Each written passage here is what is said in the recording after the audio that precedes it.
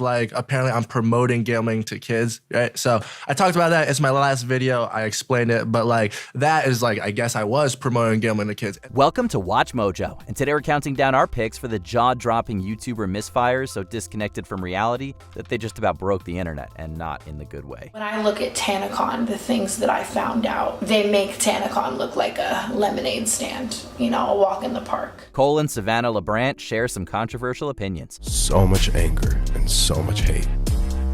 In the midst of it all, we truly believe that love is the answer. Instead of pro-life or pro-choice, is it possible for us to be pro-love? Internet personalities frequently try to leverage their platform for social commentary, sometimes with disastrous results. In the early 2020s, vloggers Cole and Savannah LaBrant released a video comparing the experience and implications of abortion to the Holocaust. 1,800 people die from heart disease, the leading cause of death in the U.S., according to the CDC. But there's another, even more deadly killer than heart disease. By definition, abortion. Predictably, the backlash was immediate and intense as people called out the pair for trivializing one of history's greatest atrocities for some YouTube drama. Their analogy, meant to stir emotion, did little but spark outrage and demonstrate just how insensitive and out of touch high-profile creators can be when approaching complex moral issues. Like, you hear the word abortion and I feel like it's become so normalized, and I'm glad that we can have conversations about it, but like, where's the truth at? Yeah. Well, the truth is, here's someone who's performed 1,000 of them. Yeah. You know, instead of someone telling you, you know, what they think it is, or like you hear all these different, I don't want to say lies, but you just hear all these different variations of what an abortion is. Well, let's just go to the source. Colleen Ballinger denies allegations with a song. Hey, it's been a while since you saw my face. I haven't been doing so great, so I took a little break. So a lot of people are saying some things about me that aren't quite true. Doesn't matter if it's true though, just as long as it's entertaining to you. Apologies are usually meant to mend fences, but they can just as easily burn bridges. In 2023, Colleen Ballinger, known for her Miranda Sings character, tackled grooming allegations not with a heartfelt response, but with the now infamous toxic gossip train. A ukulele-based ditty denying accusations of inappropriate conduct. All aboard the toxic gossip train. You're chugging down the tracks of misinformation. The toxic gossip train. You got a one-way ticket to manipulation station. This bizarre musical approach left viewers confused, amused, and most of all, deeply unimpressed. The result, Colleen's attempt at deflection became instant meme fodder, and a masterclass in how not to handle controversy, putting the focus squarely on her melodramatic delivery instead of the serious accusations at hand. Although she eventually returned to the world of content creation, Ballinger's career took a serious long-term hit. Hey everybody, I found someone new to harass. She did some things that I do not like in her past. So everybody gather round, cause we're about to attack. But not based on facts, oh no. Your loaded lethal weapon is your fingers on the keys. You don't need any armor when you can hide behind a screen. So shoot me down quick with a click and bam. My reputation's deceased. David Dobrik's $100,000 puzzle disaster. One of the most common comments I see is you guys asking me for money. So I finally figured out a way to get all of you guys money. I sound like a scam, but this isn't a scam. Listen. I made this puzzle. It's called the $100,000 puzzle by David Dobrik. That's me. High-stakes giveaways are a long-standing YouTube staple, but every so often they veer into the preposterous. When David Dobrik launched his $100,000 puzzle contest in late 2020, it looked like a generous windfall. You take your camera on your phone just like that, and then you scan it because it's a QR code, and look, now it'll load your prize, and you're going to 100% win, anywhere from 25 cents to $100,000. And I won 25 cents. You guys can swipe up right now and get this puzzle for yourself or for a friend for Christmas. And do me a favor, when you scan the QR code, record your reaction. However, fans soon realized they were basically buying lottery tickets, albeit in puzzle piece form. That, more often than not, didn't lead to a prize at all. The convoluted rules, nearly impossible odds, and lackluster wins made the ordeal feel more like a cash grab than a fun fan event, cementing Dobrik's generosity as woefully detached from what his Redditor-heavy audience thought a fair contest should be. Just wanted to let you know that until March 31st to assemble, you have until March 31st to assemble your puzzle and collect the winnings. Tens of thousands have already won, but the 100,000 is still out there. No one got the 100,000. Really? You're able to control who wins? Somebody wins the 100,000? That's so interesting to me. Fine Brothers React World Controversy. And it's because of all your support that we're now announcing this big thing that will bring us closer than ever before by creating a new way for us to create content together. This is not only a huge step for our company, but for the entire global media industry. Ever since React first debuted over 5 years ago, we saw the impact of the series. It probably goes without saying that internet users value creative freedom, not corporate control. So when the Fine brothers tried to trademark the term React and license reaction videos to other channels under their React World banner, in 2016, the backlash was nothing short of volcanic. We are excited to announce React World, which is a first-of-its-kind program that allows people and companies to license all our popular shows online so that anyone, even you watching right now, can create your own versions in a fully legal way and be part of a new and exciting global community. Creators were outraged at the idea of claiming ownership over a genre that predated YouTube itself. The Fine Bros' attempt to franchise the entire concept of reacting was universally ridiculed, and their subsequent apology video only cemented the impression that they were woefully misaligned with the platform's grassroots origins and community-driven spirit. First and foremost, we're sorry for confusing people by using terminology like our React format. We were never trying to say that every video where someone reacts to something else is something we would try to control. When we referenced licensing the React format, we only meant our specific series, not the overall genre of reaction videos. We do not own the genre. Jake Paul's COVID house party. The mayor of Calabasas says the city will work with the sheriff's department to shut down any gatherings that violate city and county health orders. The city will also fine people who do not wear masks in public, and those fines start at $100 for the first offense. While most of the world was hunkering down, masking up, and baking sourdough bread, infamous social media personality Jake Paul decided to go in the opposite direction. In July 2020, the influencer hosted a massive house party during the height of the COVID-19 pandemic, and then doubled down by publicly dismissing the virus as a hoax. They're holding onto the bulldozer like it's a bull. The video showing dozens of people packed into the 23-year-old's mansion in the upscale hills of Calabasas, playing drinking games, dancing, and yes, that's an excavator. The crowd appearing to completely disregard safety precautions. No social distancing, no masks. Criticism drilled down on Paul's reckless antics, triggering condemnation from neighbors, local authorities, and even the mayor of Calabasas. In the midst of an unprecedented global health crisis, the YouTuber's flagrant disregard for public safety and penchant for blithe conspiracy theorizing perfectly epitomized out-of-touch influencer behavior. How do you enforce those rules?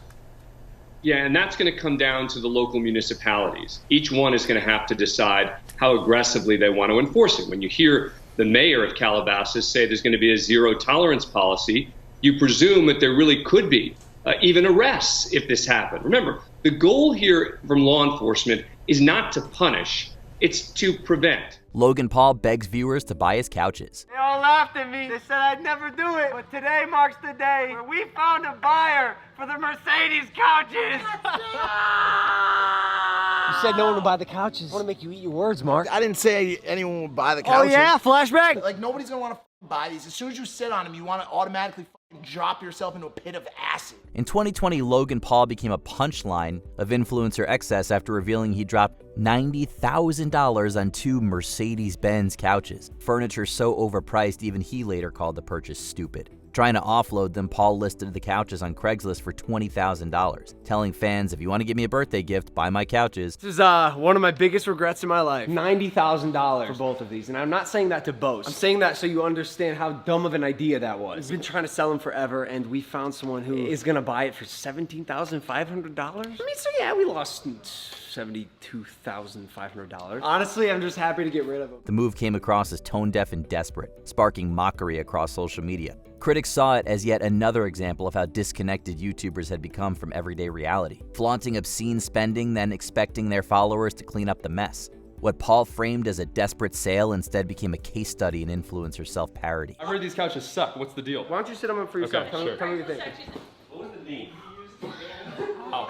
What do you think, bro? You know, they're not the most comfortable couches I probably ever sat on. I got you, bro. They came with bits. Oh, yeah, that's nice, dude. I mean, this is ridiculous. You have cash in hand. These are my couches now, so I'm just gonna sleep on these now. MrBeast takes the L. You've just concluded today the biggest competition show, I think, of all time. Well, it is of all time, but I think you've got 50 Guinness. Well, you know, largest sets in history, most world records in history, largest cash prize in history, most winners in history, most contestants in history, most cameras. Yeah. And what, 50 Guinness World Records? Yeah. That we know of. There's probably way more, but yeah. In 2025, MrBeast, aka Jimmy Donaldson, drew criticism after admitting he'd lost tens of millions of dollars producing his Prime Video series Beast Games. Despite racking up over 50 million views, Donaldson called the project not a good financial decision, revealing he'd spent more than $29 million on just 2 episodes and over $100 million overall. I was wondering as I was watching it, if Amazon are aware of the fact that you're just going to give away the money like this, like when you like flip the coin and it adds another $5 million. But that didn't affect them. I lost a ton of money filming the show, so that came out of my pocket. Really? Yeah, we spent way too much money on it. I lost tens of millions of dollars on that show. Really? Yeah. I'm an idiot. The 10-episode show gave 1,000 contestants a shot at a record-breaking $10 million prize, but fans weren't sympathetic. Many saw his loss as the kind of problem only a millionaire could afford, reinforcing just how far removed he's become from his audience's reality. For someone who built an empire off relatable generosity, the confession felt more like a brag than a burden. How much did the whole thing cost? That I have been advised not to say because people will hear big number and be like, oh, well, I could have made a good show if I had that kind of money. But the thing is, they couldn't because money isn't everything. Like building and managing it is infinitely harder. But is it more than 100 million? Yeah, of course. Yeah. RiceGum's mystery boxes. Basically, it's a site that has a ton of these like random mystery boxes. Like right here, he has like a Yeezy and Supreme and like technology, like smartphone one. I don't know. I guess you buy a mystery box, you open it, and you get like one random either dope item or bad item. It's like a mystery. It's a surprise, right? When a popular YouTuber starts promoting a platform where fans can win valuable items, it might sound exciting. However, Brian Lee, known as RiceGum, found himself at the center of a major controversy for his promotion of mystery box websites. These sites, often criticized for resembling gambling, allowed users to pay for virtual boxes with promises of expensive electronics or designer goods. Honestly, these shoes aren't that bad because I bought the box for $160 and you can sell it for $400. So I'm actually selling it because I don't like these shoes, but I know that these shoes aren't bad, like our Off-White Chuck Taylors. But yeah, I just sold it back so I can try again right here. Come on, give me something off. These aren't bad either. Wait a minute, guys. The box was only $160. I can sell this back for $600 and make profit. Allegations soon surfaced that these boxes were rigged, heavily favoring the house or offering incredibly low-value items compared to the cost. RiceGum's promotion of these potentially predatory practices to his young, impressionable audience sparked outrage, as critics argued he was exploiting his fan base for personal profit. All I'm trying to say is it was a mistake. Probably shouldn't have done it, and it'll never happen again, but I made the bag. You know what I'm saying? I made the bag, bro. Like, y'all wanted me to secure the bag, so I did it. Like, y'all say go get the bread, so I just had, come on, man. Tana Mojo's TanaCon. This is the meet and greet check-in line. This is crazy. Thousands of fans were left agitated after attending an event meant for them to meet their favorite online influencers. It was really hot. There were some people that just looked like they were about to pass out. And everyone was pretty upset. Few YouTuber projects have imploded as publicly and spectacularly as TanaCon.